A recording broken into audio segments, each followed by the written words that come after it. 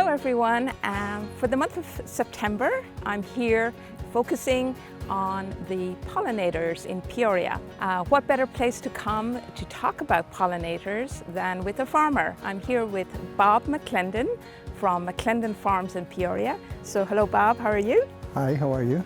So Bob, can you tell us how are pollinators important to you on this farm? Well, without pollinators, there would be no food on the planet, period. And fortunately, we have human-managed pollinators called honeybees, and then there are thousands, if not tens of thousands, of wild-type pollinators that range from insects to hummingbirds to bats. So how do you encourage pollinators here on this farm?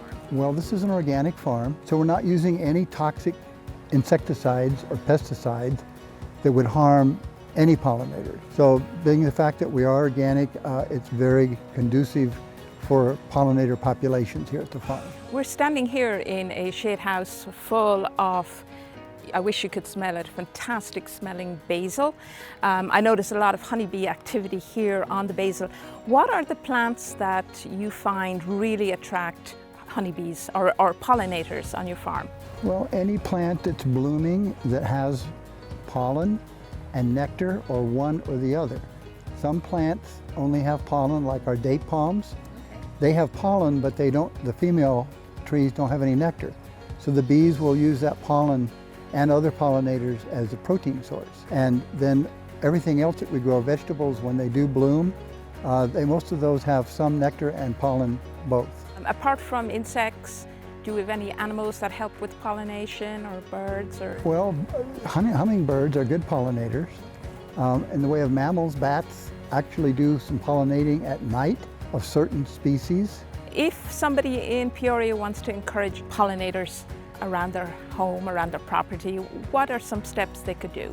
Well, what I would recommend them do is to go to their nursery and find a nursery specialist that can tell them what kinds of plant that pollinators really like. And there are certain types of plants that you can grow year-round that will attract pollinators. The other thing is tell the exterminator not to use all the toxic chemicals around anything that's growing that could provide pollen or nectar.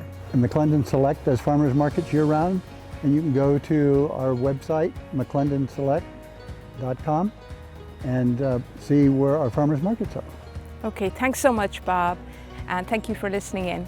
I hope you learned something about our pollinators here in Peoria. For more information on this project, please visit peoriaaz.gov.